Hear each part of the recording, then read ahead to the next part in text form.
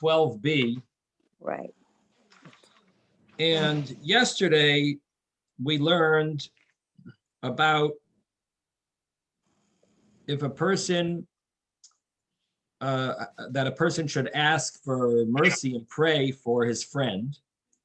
And if the person who's sick is a Talmud Chacham, then you should even feel sick over him, over what's going, either because it means you should pray and fast for him, or you should just simply feel very, very bad for him. And that prayer, that mourning, that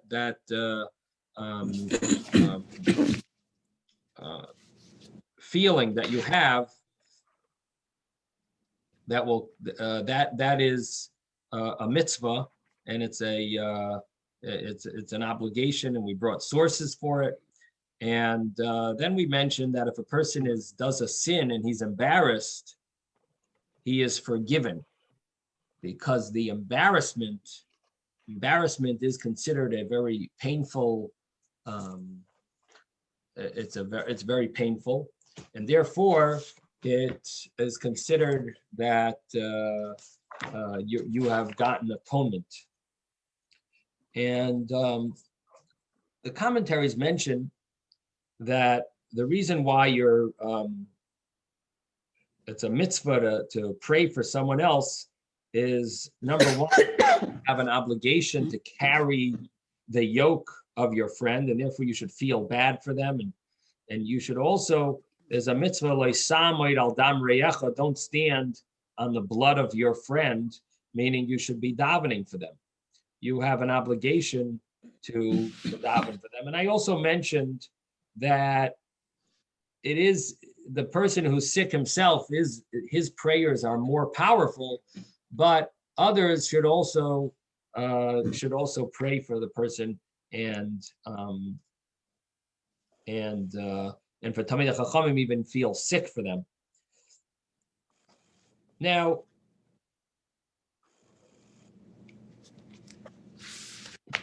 the next Gemara. Rabbi, I have a question. Yes. Yes. I wanted to say, if you're supposed to make yourself sick for a Talmud Chacham that's sick, it creates a chain reaction. The next guy has to make himself sick for you. And you know, what's the answer to that? The answer, that's a good question, but the answer is, it doesn't mean physically that you are physically sick and need someone to pray for you. It means that you feel sick because you fasted, and fasting is is considered a sick. You're considered sick, but you're not really sick, but you feel sick. You feel weak. But it doesn't mean that someone's going to need to pray for you. You know what I mean? So but you're praying for someone else. So again, someone else is sick with a very terminal illness, and you go and fast and feel weak for them. No one else has to go and fast for you, because you're not really sick. You feel sick. That's what it means. You should feel sick over another person. It doesn't mean that you're actually sick, that someone needs to pray for you. In other words, once you eat, you'll get better. Prayer is not what's going to make you better. I'm sorry? Say that again? I said you have to be serious about it and feel deeply about the person. Is that right? Right. Even fast, maybe. Even fast and feel weak. But once you eat afterwards, no one needs. You're fine. You'll be fine. No one needs to pray for you to get better. By you just simply eating dinner that night, you will get better. So that's what it means. Okay, so we didn't actually do I don't think we explained the source for this. I think that's what we are up to. So I'm going to start from the 2 dots. 2 dots is right in the middle of the page. Maybe about 25 lines from the top. V'yamar Rabba Bar Chinana Saba Mishmei Derav. Rabba Bar Chinana, the old one, said in the name of Rav, Kolo Isa Dvar Avera, whoever does a sin u'misbayesh by, and he's embarrassed from the sin, he is forgiven for all of his sins. Shenemer, as it says, Laman Tizkiri Uvavoisht. There's a verse in Ezekiel that says that you should remember and feel embarrassed. And at the end of the verse, it mentions you are atoned. Here is the continuation of the verse.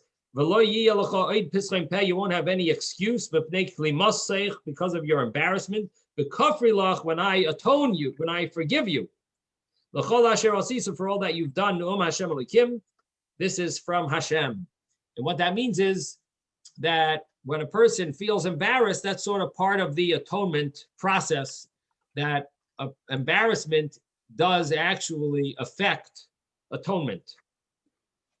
The only problem is that that verse is talking to the entire Klal Yisrael. Dilma tzibur shani, the Gemara says. Maybe if it's a whole community, the entire tzibur, the congregation, that's different. How do we know that it atones on an individual level if a person is embarrassed, that he is atoned on an individual level for himself? In other words, for the community, maybe it's easier to get atonement as a general group. But for an individual sin, who says that the embarrassment is considered a atonement? So the Gemara answers, Elamei Hacha, rather we could see that from another verse, a verse in Shmuel. Vayomer Shmuel el Shaul, Shmuel told Shaul, Lama hirgaztani, why have you made me angry, laha loisoisi, to bring me up from the dead? And this was a story where it's a very surprising story. Shaul is fighting the Plishtim, and he wants to know what's going to happen. And he tried all different ways of finding out from Hashem that are kosher, and nothing worked. Hashem was not interested in revealing anything to him. And so Shaul, King Saul, went to some type of a witchcraft person, and asked her to bring up the bones, bring up the soul of Shmuel Hanavi, Samuel, the prophet Samuel, and he wanted advice from Shmuel. Wanted to know what's going to happen. What's the story with the war? It's a very, very dangerous war that they're fighting. And he wanted to know what will be. So Shmuel rose, so to speak, his soul rose to speak to King Saul, and he was angry. He said, "When you take me out of the Garden of Eden to speak to me and go, which is really against the halacha. You're not really allowed to use magic, witchcraft. It is prohibited." And I'm not exactly sure if he had if it's considered a permission that he had because it was a matter of life and death, maybe. So he felt maybe that this was a different scenario, or maybe it was totally wrong. But however the story goes, and this is really a story that should be studied when you study the prophets. The main point is we're not really looking to know the whole story, but our point is an interesting point about being embarrassed, and being embarrassed is considered to be atoned for. How do we see something about embarrassment here? Well, King Saul, although he was considered a very righteous person, nevertheless, there were a few things that he did that were wrong. And one of them was that he killed out the city of Noiv. Noiv was a city of the Kohanim. And King Saul wiped them out. And he wiped them out because he thought that they had helped King David willingly. And King David was running away from King Saul. And he stopped in the city of Noiv. And he needed some food. He was starving. And he wanted to have a weapon. He didn't have any weapons on him. So he told the people of Noiv, he said, listen, I'm on a secret mission from King Saul, and I need to have some food and a weapon. Please provide me some food and a weapon. And they did. They trusted him. He's the son-in-law of the king.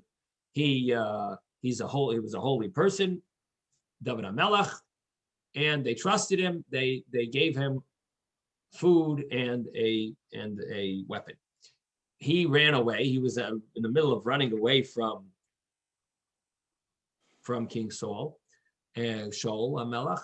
And Shaul HaMelech went to Noiv, and he was paranoid. He said, "Oh, they know that David HaMelech is fighting. I'm trying to get David HaMelech. I'm trying to capture him." And they helped him out. They gave him food. They gave him a weapon. So Shaul HaMelech said, you're rebelling against the king. And in Jewish law, Moired b'malchus, if someone rebels against the king, is punishable by death. So Shaul HaMelech mistakenly felt that they are all deserving of death. In the meantime, really what happened was they didn't know any better. They didn't know that there was a big fight going on between Shaul HaMelech and David. And therefore, so Shaul HaMelech had them all wiped out. When he had them wiped out, he also killed, there were some of the Givonites. The Givonites were the water carriers and the wood choppers. And they used to help out they would help out in the Mishkan, they would help out, they were there in Noiv. And 7 of them were killed when Shaul HaMelech had the Koyanim killed. So 7 of the Givonites were killed. And not only that, but many of the Givonites, all of the Givonites, they lost their sustenance, their source of support, that they were hired by these Koyanim. They didn't really have support they lost their jobs. So Shaul HaMelech needed to get advice from Hashem. And one of the ways of getting advice is to ask the Urim V'Tumim. The Urim V'Tumim is the high priest would wear a garment called the Chayshin, which was a breastplate. And inside the breastplate, there was a piece of parchment that was stuck in, and that was the power behind the breastplate. It would give answers to any question or questions that were asked. They would cause that the breastplates, the letters on the breastplate would light up. In this way, you would know what Hashem wants you to do and what's going to happen and so on. Now, Shaul HaMelech asked to find out what's going to happen with this war, and he didn't get an answer. There was no answer from the breastplate. Now, Shaul HaMelech now brought up Samuel, from the dead. And he asked him, what's going to happen with the war? And he said, and I did all different things, methods to try to find out from Hashem. I asked the prophet, he tried to find out from Hashem what's going to happen, and he couldn't. He said, Hashem is not answering me. So that's why I brought you up. But Shaul HaMelech did not tell Shmuel, I also asked the Urim V'Tumim. He didn't tell him about that. Why did he not tell Shmuel that he also asked the Urim V'Tumim? Because he was embarrassed. He was embarrassed that he wiped out all of those Koyanim. He was embarrassed about that. And therefore, we see that Shaul HaMelech had a sin that he did that he was embarrassed of. Now, how do we know he was atoned because of his embarrassment? because when Shmuel Hanavi speaks to King Saul, he tells him, tomorrow you will die and you will be with me, which means you will be able to go to the Garden of Eden. Because Shmuel is not in hell. Shmuel is in the Garden of Eden. And he told Shaul, you will be with me tomorrow. You will die and you will be with me. He meant in heaven, in the Garden of Eden. And that is the story of Shaul Hamelech bringing up the soul of Samuel and asking his advice. And the message is that he's atoned, even though he did this terrible sin, but he was embarrassed of it. He was atoned for his sin from the embarrassment. Let's read it inside now. Again, we're on page 12b, and we are reading the verse brought from Ezekiel. We're reading the verse brought from Samuel 1. The verse is about halfway down the page. Vayomer Shmuel el Shaul, Samuel told King Saul, Lama hirgaztani, why have you made me angry? Lihalois oisi, to bring up my soul, to bring me up from the dead. Vayomer Shaul sarli ma'od, I am in extreme pain. Uplishtim nilchamen bi, the plishtim, they are fighting against me. V'Hashem Elokim sar me'olai, and Hashem has separated from me, removed himself from upon me. V'lo yanani oid, and he's not answering me anymore. Gam b'yad hanavim, even from the prophets, I tried to get answers from the prophets, and I couldn't. Gam b'chaloimos, even in dreams. V'ekra l'cha, so I called you lahoidieni ma'esa, to tell me what to do. Ve'ilu urim v'tumim loy ka'amar. However, he did not say urim v'tumim in this verse. It doesn't mention that he asked the urim v'tumim.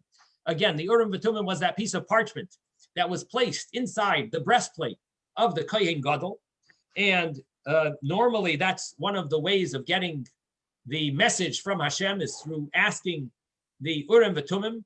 And what would happen would be that the breastplate would light up, and certain letters on the breastplate would light up, and it would give you advice what to do. It would say loy, don't, or Cain, yes, or certain letters would light up, and it would tell you what you should do. And here he didn't tell Shmuel that he had asked the Urim v'Tumim, and the reason is mishum de kotle lenoiv ir hakoyanim, because he had killed out Noiv, the city of Kohanim, and he felt embarrassed.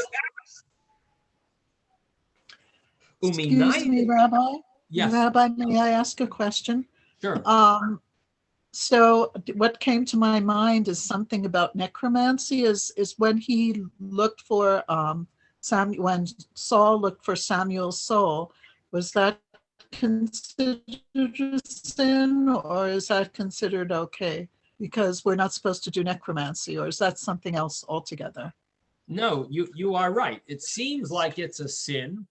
I mentioned that I'm not sure if there was some excuse why in this situation of life and death would there have been any exemption. We would need to look up the commentaries on the story, but that's really the topic of the story. That's not the purpose of why what we're bringing from the story is the fact that he was embarrassed of his sin of killing out the Kohanim, and therefore he was atoned, and because of the embarrassment, he was atoned. So, but it's if Hashem is not speaking to him, if Hashem is not speaking to him through the Umim and Tumim, he's creating another sin he's piling his sins on himself, is what I'm feeling. I don't know if it's true or not, though. Well, it's a very good question, and it's something that maybe we could look into for homework if anyone wants to check up what the commentaries say on the story of Samuel and Saul and Samuel, if the commentaries consider this to be a major sin, or is there some reason why he may have been allowed to do this? And it's definitely something that we should, would be interesting to look into. Again, it's not the main point of our Gemara.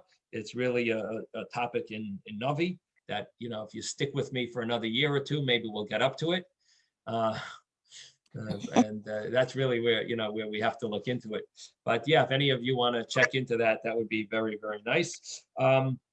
I'm going to translate the verse, finish translating this verse. No, we finished the verse. We're up to the first narrow, medium-sized line in the Gemara. So it says, Uminayan diachilule min shemaya. How do we know he was forgiven from heaven? How do we know that caused him forgiveness? And it says, Shenamar, as it says, Machar, tomorrow, Ata, you, Uvanecha, and your sons, Imi, will be with me. Rabbi Smith, I'm not sure if you skipped. I think the Mishum, the Katalai, Lanoiv Ir Kohanim. Did you say that? I think I said it, but I'll say it again. Mishum the Katle Lanoiv Ir HaKoyanim, because he had killed out Noiv, the city of the Koyanim. That's why he didn't tell Shmuel that he asked the Urim Betumim, because he didn't want to bring up anything about the Koyanim and bring up that sin of his, because he was nervous, he was embarrassed about it, and he thought that Shmuel would rebuke him for it. Rabbi Steinsaltz says differently. He says that because he didn't say that he consulted the Urim and Tumim, and the reason was because of the fact that he killed the residents of Nov, the city of the Kohanim. And because of this, Shaul was ashamed to consult the Urim and Tumim, which was accomplished by the Kohanim. So, in other words, it says that he didn't consult the Urim and Tumim because of his embarrassment. That's a very good question. I'm going to get a Navi, and we're going to look it up right now. Okay, so let's take a look. This is Shmuel Aleph, chapter 28. Rabbi, Aleph. Yes. I have a question.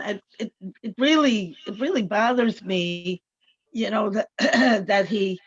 I mean, as a child, I just took it in stride, but now it bothers me so much that he went ahead and killed these people. It seems such an injustice, especially since these Kohanim had no concept whatsoever with regard to the merit and the rebellion against the Brochos. So the thing that I'm wondering, would it have possibly been, or I don't know if the Rebbeim addressed this, that he would not have died in the war had that not been used as the countervailing force to sort of expiate his terrible sin of killing them? Well, that's true, that he deserved to die because of his sins, and that's why he died. But he was atoned that he was able to go to the Garden of Eden together with Shmuel. So you're right, he did die because of, he did die from his sins.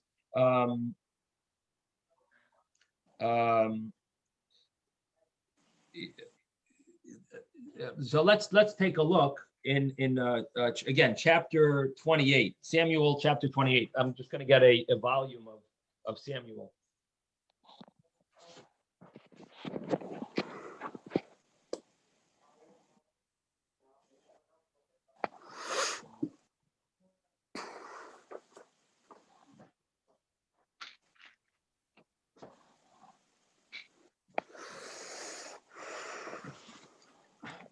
Okay, so, it's interesting because in the yeshivas, they hardly study the prophets. The Talmud is the big thing. Yes. The prophets is hardly studied. So it's, we struggle with the prophets. But here in verse 6, it says, in chapter 28, it says, Saul inquired of Hashem, but Hashem did not answer him, neither in a dream nor through the Urim v'Tumim. So it seems to imply that he did ask nor through the prophets. So it sounds like he asked them and Hashem didn't answer them. So I'm surprised that the Steinsaltz, maybe there's other commentaries of what this verse means. I could bring up another source here. Let's see.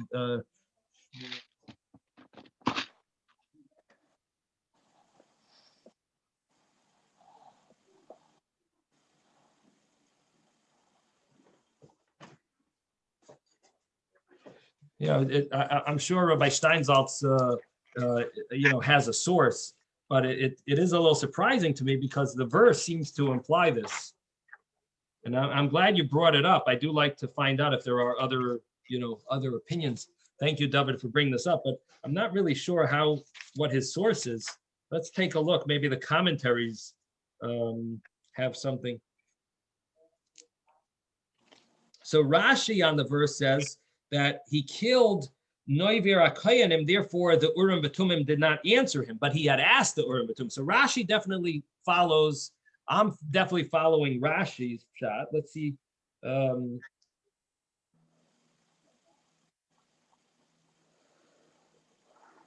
Rabbi, it doesn't say in the Steinsaltz that he didn't. It just says he was ashamed to consult the Urim v'Tumim.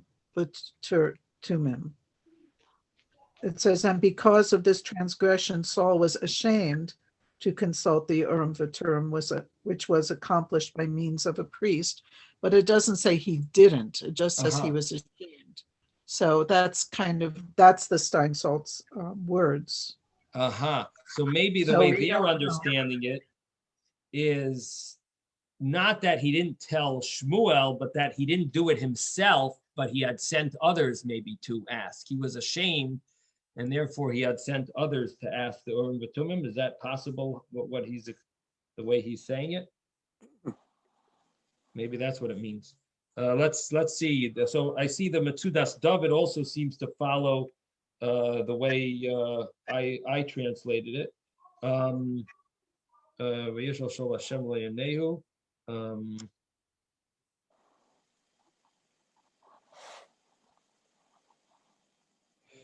So yeah, maybe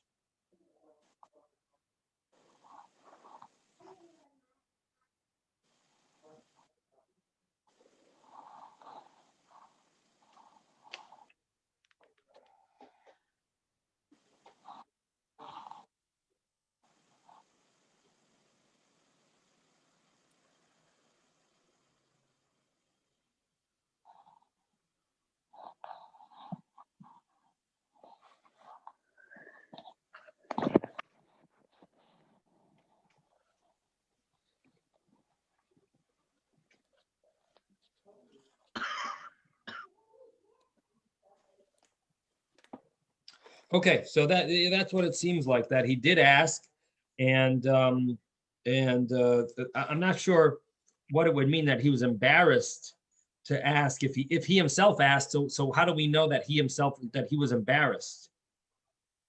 In other words, Miranda, how are you understanding what the Steinsaltz says? What I'm understanding is that even though he was embarrassed, he did ask. He did ask. Like his conscience said, I killed all the priests. Why am I asking for this? Right. I shouldn't be doing this. I shouldn't be doing this. Shouldn't be asking. But the problem is, what is the source? Really what is the source that he was embarrassed, but yet he did ask? So Steinsaltz doesn't have a source, right? It doesn't say clearly. So I don't. The only thing I could think of is that the other things maybe he did directly. That's what I was sort of saying. I was mentioning this earlier, that maybe if you want to follow that way of logic, maybe you could say that he was telling Shmuel the things that he personally did, and maybe he personally did not ask the Urim v'Tumim. He sent an emissary to ask the Urim v'Tumim. Maybe that's the way he's learning. But I think the simple way is the way I translated it, and that is that it's he was embarrassed to tell Shmuel that he had asked the Urim V'Tumim because of this sin that he had done, and now comes the conclusion here that he still merited to go to the Garden of Eden.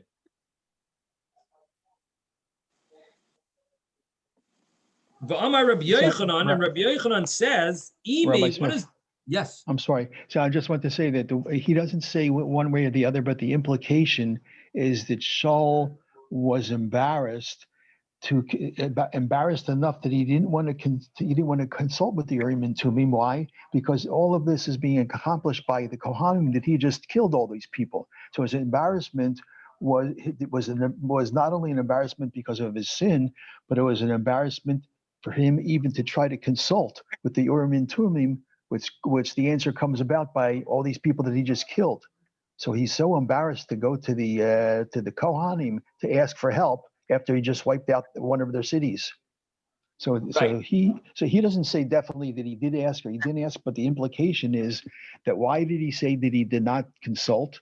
Because of what happened with the Nov, he was ashamed to consult the Urim and Tumim. And I guess part of that is why, because the Urim and Tumim, in order to consult with them, you have to go through a Kohen, and I just killed a whole bunch of Kohanim, a whole city of Kohanim. That was where the embarrassment was. Right. Thank you, David. David just explained, he developed the thought that maybe I didn't explain well, that the Urim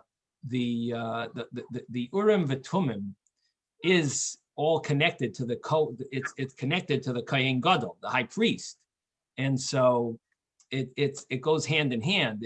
If he killed out the city of the Kohanim, so that's why he's specifically embarrassed of asking the Urim V'Tumim, because this is all connected to the Kohanim that he just killed out. It's, in other words, that it's sort of a direct. It's not just some sin that he did that he's embarrassed of, and therefore he doesn't think he's going to get an answer from the Urim V'Tumim, or he did some sin and then now he's not going. No, this is he did a sin with Kohanim. He killed the Kohanim, and now he wants the Kohanim to answer him. Now he wants the garment of the Kohanim to answer him. He himself just killed out the cities of the Kohanim. Thank you, David, for developing that thought. So the Gemara concludes here that he was atoned because Shmuel said, "You will be with me," which means you will be in the Garden of Eden with me. And that's the way Rabbi Yochanan explains the word imi. You will be with me. Imi b'mechitzasi, in my mechita, in my enclosure. You will be right with me in Gan Eden. V'Rabbanan amri mehacha. The rabbis say it's also a story about connected with Shaul, but it's a different story. It's after Shaul died, David HaMelech, and it's a continuation really of this story. And the rabbis say, you see from there that Shaul HaMelech was atoned. What is the continuation of that story? David HaMelech took over after Shaul died. And there was a famine for 3 years. And David HaMelech could not figure out what did the Jewish people do wrong that they deserved to have a famine. And he finally understood, either through prophecy, he had a understanding that the reason was that Shaul HaMelech had killed Givonites. Givonites were people who tricked the Jewish people, and they had converted to Judaism by lying to us. They told us that they come from a very faraway land, and really they had lived nearby. And they tricked us into believing that they wanted to have a peace treaty with us and so on. And we ultimately fell for their trick. Joshua converted them. And then he found out that they lied to him. And he said, you know what, you people will be the water carriers and the wood choppers. We're going to keep you because if we kill you out, it will look bad. It'll be a chilul Hashem. It'll be a desecration of Hashem's name, because if we kill you out, even though we deserve to kill you out, you deserve death because you tricked us into making this peace treaty, and the peace treaty has zero validity because it was done with false information. False pretense. Thank you. And therefore, it has no validity. And therefore we can kill you out and we would not be transgressing our promise and our covenant. Nevertheless, it will be a chilul Hashem, because all the nations know that we made a peace treaty with you, and then we go and kill you out. It will desecrate Hashem's name. And therefore, we're going to let you stay with us, and we will have you, we'll appoint you to be the water carriers and the wood choppers, and you'll work in the Mishkan, you work for the Kohanim, and so on. And that's the way it was. Now, when Shaul HaMelech killed out the city of Kohanim, 7 Givonites were killed. There were 7 Givonites that also got killed, together with the Kohanim. So many Kohanim died, and 7 Givonites died. In addition, the other Givonites lost their sustenance.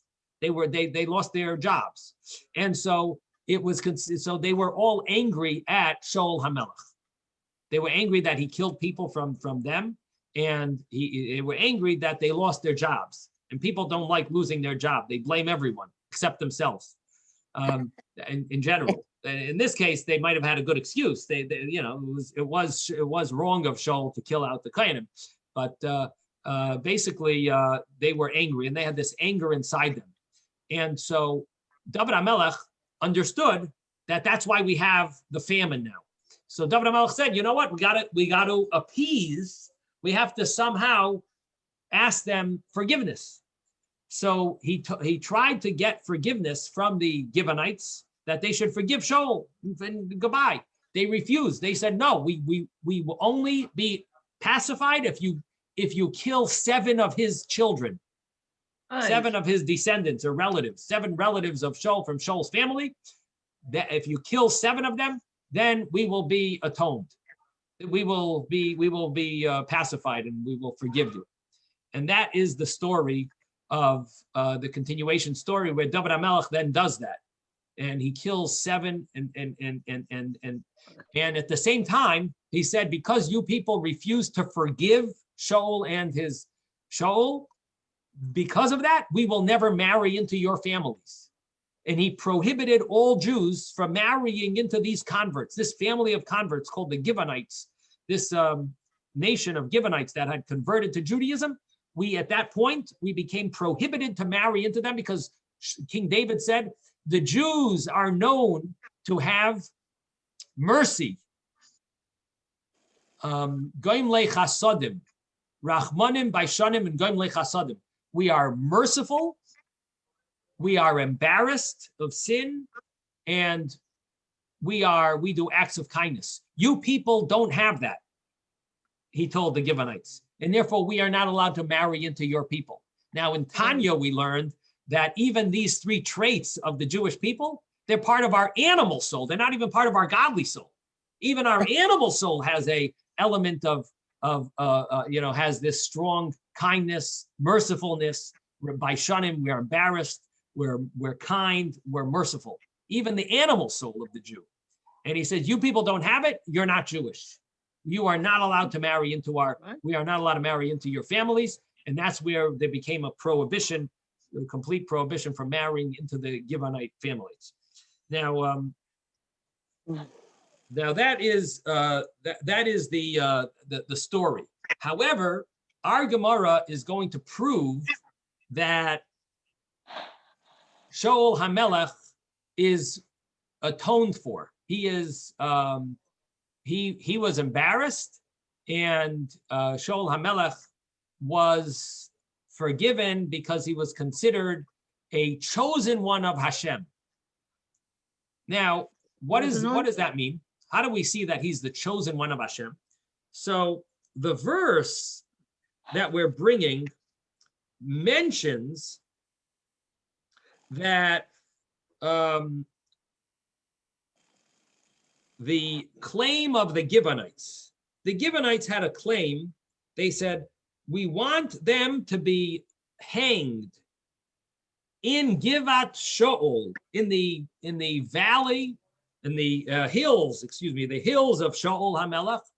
That's where we want these 7 people of yours to be hanged. These are the Givonites talking. And then they say, listen to this. And they say, in the hills of Saul, that's where they should be hanged. The chosen one of Hashem. Now, does that make sense?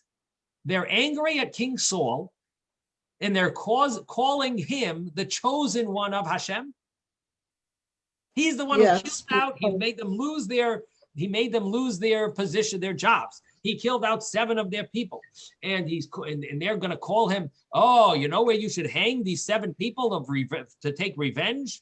We want you to hang them in the hills of Shol HaMelech, the chosen one of Hashem. That doesn't make sense. They're not going to start talking praise of Shol HaMelech. Well, he was anointed. But you don't go and emphasize that. You That's just a mocking statement. They were mocking him, is my opinion. Well, the it's Talmud like, has, he was such a chosen one of Hashem. right. You know. Well, it sounds good, but the Talmud has a different answer, a different explanation. Oh, okay. And the Talmud says that a Baskoil called out and said, he is the chosen one of Hashem. That means even after we talk about his sin of killing out the Noiv, the city of Kayanim, but because he had been embarrassed of it, a Baskoil, a heavenly voice called out, he is the chosen one of Hashem. So in other words, they said the first part of the verse, and then a heavenly voice called out the chosen one of Hashem, and that's how we know that he was atoned. Now let me read it inside.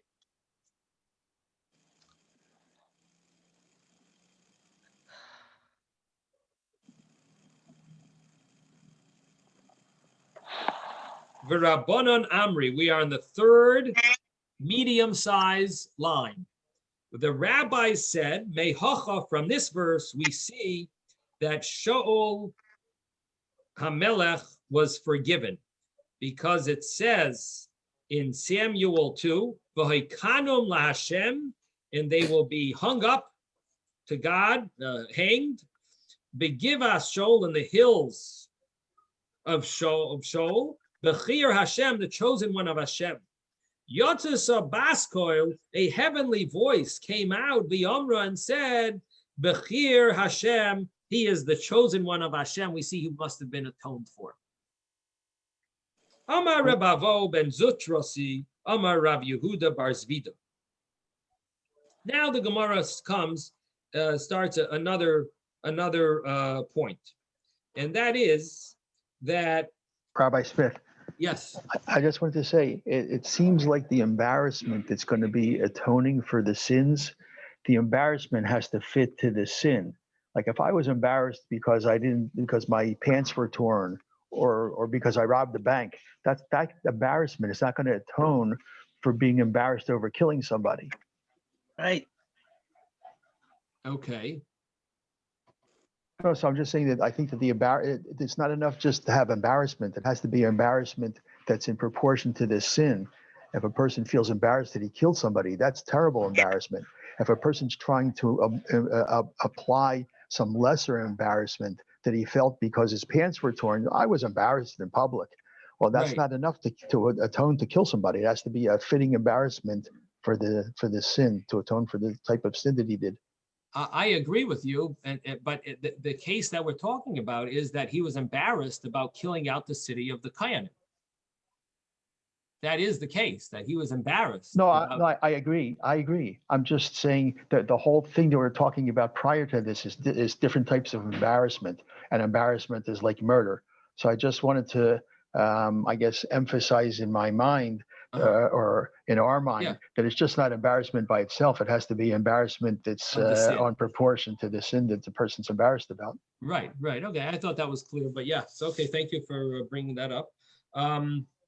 Okay, so the next Gemara talks about the fact that they wanted to add to the Shema the portion of the story of Balak. Balak is gives a few prophecies about really it's Bilam gives the prophecies about the future of the Jewish people. And Balak had hired Bilam to curse us.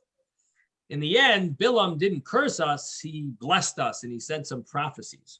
Now, the rabbis wanted to establish those as part of the Shema. However, they didn't. the Gemara is going to give us a reason why they wanted to and why they ended up not doing it. So let's read, let's see it inside. Bikshu likbaya parshas balak bekriyashma. These rabbis, Rabbi Avo, and said the name of Rabbi Yehuda Bar Zvida, that they wanted to establish the portion of balak in the Shema. Why didn't they establish it there? Mishum toirach tzibor. Because of the toirach, the burden of the congregation, they didn't do it. You can imagine how long it would take to say Shema if we added in more. As it is, it's already 248 words. So it was too much. They said too much. We're not doing it. So they didn't add the Parshas Balak in the Shema. But the question is why? Why would they have wanted to add Parshas Balak in the Shema? My timer, what was the reason?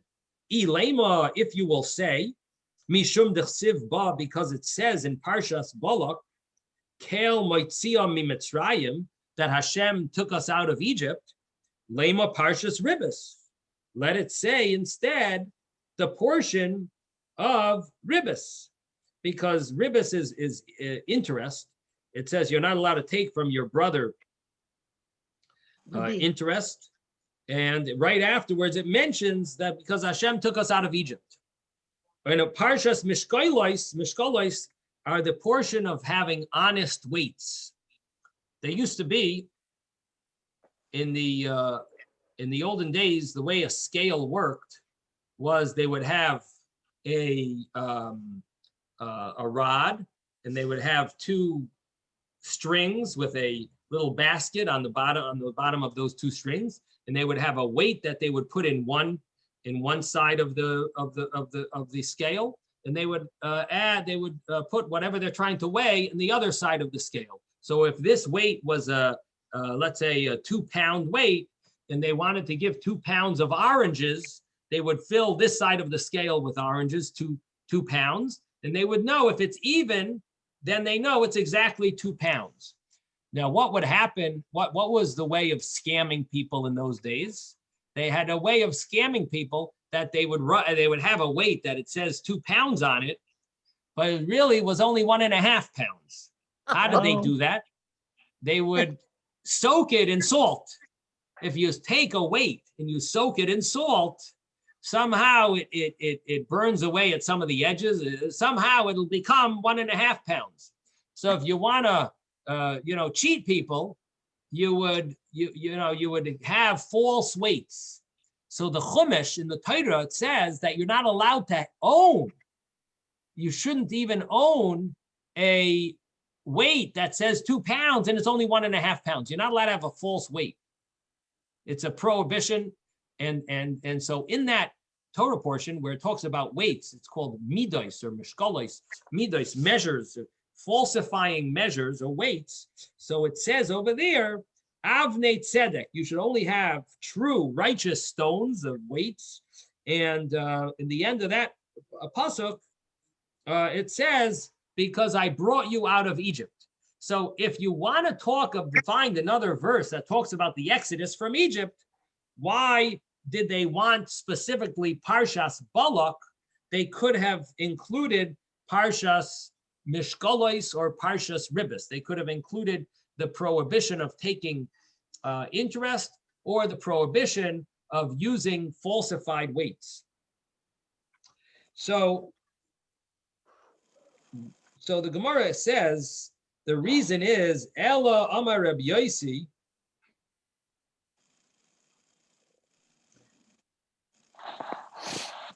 by the way, I should mention one thing here, and that is that the Shema portions that we have, there are 3 portions of the Shema.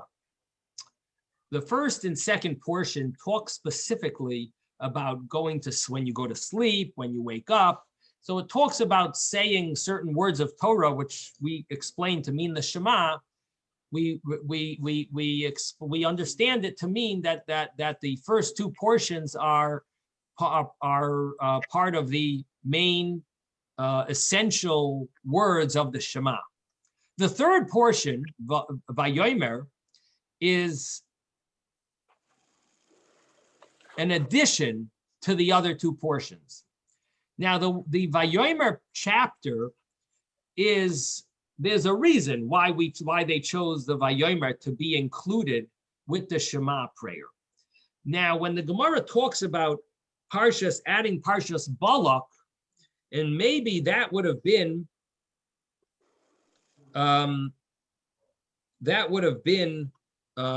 attached to the Shema, the simple understanding of the Gemara would be that it should be attached to the first two portions.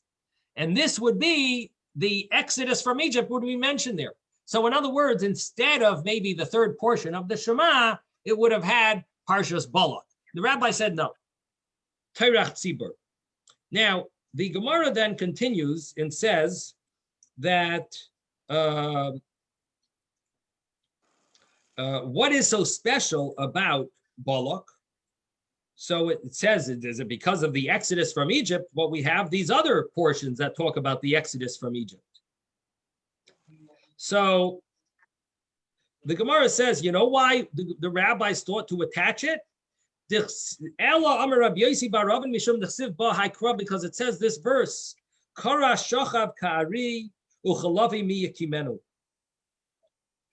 he bends and lies down like a lion and like a young lion. Who can get him up? And there's another verse on the side, that another version of this, that the verse is a different verse there, that it says, Hein am kilavi yakum. This is a nation that gets up like a lion. Ad yechal teref, until he consumes the prey of his enemy.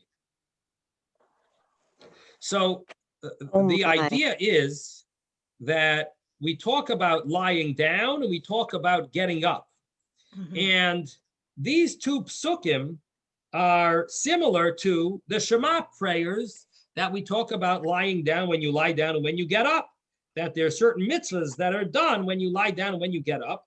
And the verses here emphasize that you lie down like a lion and you get up like a lion. And therefore, the Gemara, the rabbis had felt that maybe this would be appropriate. It was a thought that they should include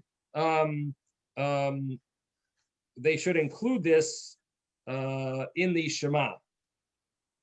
Now, I should mention that it seems like there's more to it than what we just read here, and that is that what is the connection between this pasuk and the Shema? So the Maharsha over here explains that a person is supposed to get up with zrizos. This is mentioned in the Shulchan Aruch, that a yid, when he wakes up, he gets up with zrizos, alacrity, and to say this in the morning, in the time of Shema, that he shouldn't miss the Shema, and he doesn't go to sleep until he says the evening Shema. And so we have the idea of getting up early in the morning to say the Shema and going to sleep at bedtime to say the Shema.